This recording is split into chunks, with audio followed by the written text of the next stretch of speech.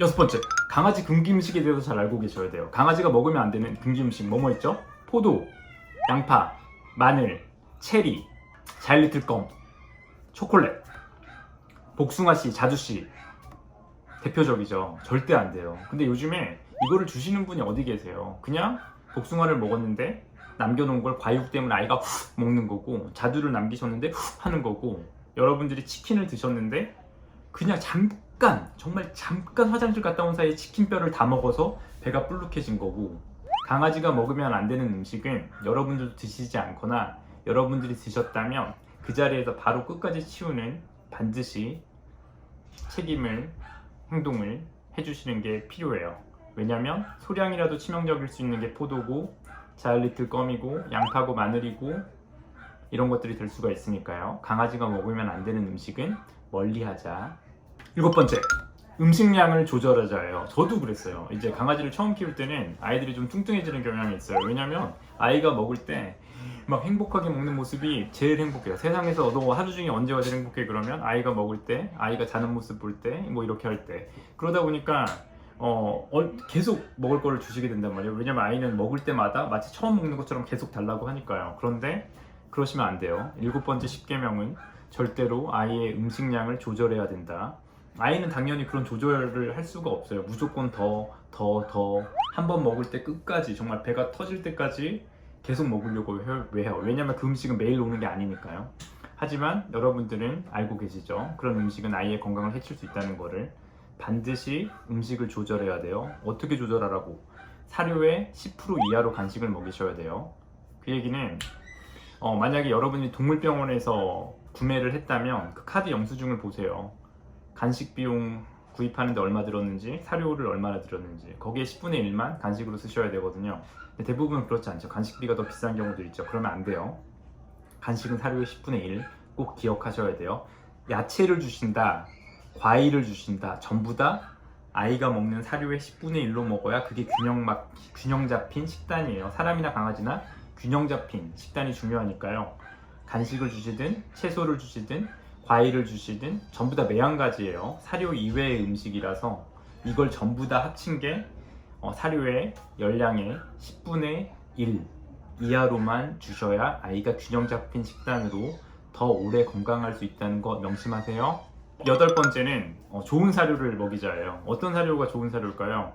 일단 사료도 맞춤 사료가 가장 좋을 거예요. 피부가 안 좋은 아이, 호르몬 질환이 있는 아이, 심장이 안 좋은 아이, 질환들마다 가장 적절한 필요한 영양소는 다를 수가 있고, 건강해 보인다라고 하더라도 관절이 안 좋은 아이, 눈이 안 좋은 아이, 여러 가지 있을 수 있으니까 거기에 맞춤으로 사료를 먹는 게 좋아요. 같은 음식을 먹더라도 닭고기가 잘 맞는 아이, 청어가 잘 맞는 아이, 이렇게 아이들마다 단백질 원에 대해서 알러지 반응이 있거나 더 잘 맞는 단백질 원이 있을 수도 있으니까요. 일단 병원에서 권장하는 거는 어렸을 때는 최대한 많은 사료를, 로테이션을, 그러니까 아이를 입양받으셨다면 4, 5개월 뽀물이라고 하면 최대한 많은 다양한 사료를 먹여보는, 다양한 단백질 원을 먹여보는 걸 추천드리고요. 나이가 좀 있는 아이라 그러면 동물병원에 방문해서 사료에 대한 상담을 받으시고요. 여러 가지 사료를 로테이션 하면서 먹이는 게 좋은데요.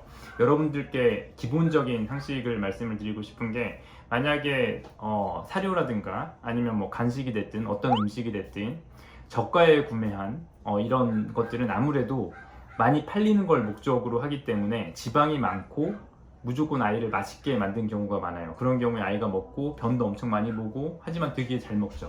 그런데 여러분들이 갑자기 자연식의 간식을 준다라고 하면, 예를 들면 닭가슴살 일부를 간식으로 아니면 밥에 섞어서 주시거나 연어를 익혀서 주시거나 이렇게 하게 되면 변량이 줄어드는 걸 볼 수가 있어요. 이거는 그만큼 불필요한 음식 안에 없다는 거겠죠. 소화율이 높다는 거고 지방이 굉장히 낮다는 거거든요. 그래서 양질의 사료를 먹이자는 거에는 좀 소화가 잘 되는 이런 음식물이 많은 거, 양질의 단백질을 쓴 거, 병원에서의 권장은 자연식과 사료를 번갈아 가면서 먹일 거를 권장하고 있고요. 자세한 거는 아이들마다 다르다 보니까 아이한테 맞춤 사료 상담을 받을 걸 추천드려요. 아홉 번째, 적정 체중과 매일 운동을 하자예요. 뭐 두 개가 연관돼 있죠. 당연히 매일 운동해야지 적정 체중을 유지할 수 있겠죠. 비만하지 않는 거, 적정 체중을 유지하는 건 굉장히 중요해요. 비만할 경우에 정상 체중보다 2년이나 그 이상 수명이 더 짧다는 보고도 있었고요. 사람에서도 비만하면 관절염이 더 많고 그러면 기대수명 평균 수명이 더 짧다는 연구 결과도 있었거든요. 적정 체중을 유지해야지 나이 들어서 정형외과적으로 덜 아파서 더 활동적인 아이, 나이가 드니까 잠만 잔다 이런 게 안 나올 수 있고 적정 체중을 유지해야지 여러 대사 질환들에 더 취약하지 않을 수 있고요. 그 다음에 적정 체중을 유지해야지 종양이라든가 암이라든가 이런 거에서도 더 건강할 수 있어요. 그래서 적정 체중을 유지하는 건 중요한데 대부분의 보호자분들이 우리 아이가 적정 체중이라고 오해하고 있는 거예요. 병원에서 우리 아이가 적정 체중인지 체지방률은 어떻게 되는지 검사를 받으시고 만약에 비만하다면 목표무게를 정하고 목표 체지방률을 정하고 사료를 바꾸고 사료량을 정하고 어떤 운동을 얼마큼 할 건지 결정하셔서 반드시 적정 체중을 유지하는 건 중요해요. 적정 운동이라고 하는 것도 아이마다 달라요. 병원에서 처방이 필요한데요. 어떤 아이들한테는 수영이 최선이고 어떤 아이들한테는 매일 산책을 최대한으로 하는 게 추천이고 어떤 아이들은 관절이 너무 안 좋아서 20분씩 하루에 뭐 두세 번으로 나눠서 산책하는 게 최선이고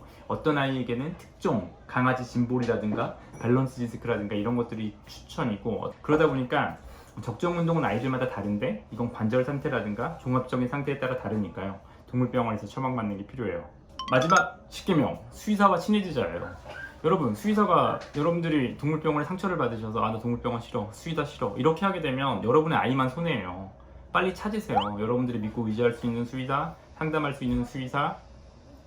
저희 병원에 다니시는 보호자님들 저희한테 병원에 카톡으로 상담 주시거나 정말 중요한 부분은 저 개인 핸드폰으로 연락 주시면 돼요. 어떤 부분이냐면 아이가 잠을 많이 자는데 괜찮은 거예요. 피부가 빨갛게지는데 괜찮은 거예요. 평소보다 물을 많이 먹는데요. 여러분 우리 아이가 평소보다 물을 많이 먹는 것 같으면 실제로 몇 미리 먹었는데 몇 미리 더 먹어요. 이런 식으로 얘기하면 좋아요. 아니면 현재 하루에 총 몇 미리 먹어요. 종이컵 몇 컵 먹어요. 이렇게 얘기하면 더 좋거든요. 조금이라도 이상한 증상이 있으면 빨리빨리 수의사한테 물어봐야 돼요. 병원 가기 무서운 거 알아요. 병원 가면 애기 괴롭힐 거고 시간도 들고 비용도 들고 부담스러운 것도 다 알고 있어요. 그러니까 믿을 수 있는 수의사 아니면 상담할 수 있는 수의사가 있으면 전화할 수 있잖아요. 우리가 이런데 병원 가야 되나요? 괜찮나요? 그러니까 여러분들이 작은 증상에서 치료할 수 있는 것들을 그냥 지켜보자 이틀만 지켜보자 이렇게 했을 때 갑자기 안 좋아질 수도 있으니까요. 항상 질병의 조기 진단이 중요하니까 10번째 10계명은 수의사와 친해져야 한다. 10계명에 대해서 살펴봤어요. 와 이거 듣고 있는 분도 참 진이 빠질 것 같아요. 너무 힘드시죠? 잘 참으셨어요. 잘 들어주셔서 감사하고요. 오늘 하루도 평안하고 행복하고 감사하고 멋진 하루 보내세요. 쏘 스윗한 보호자님들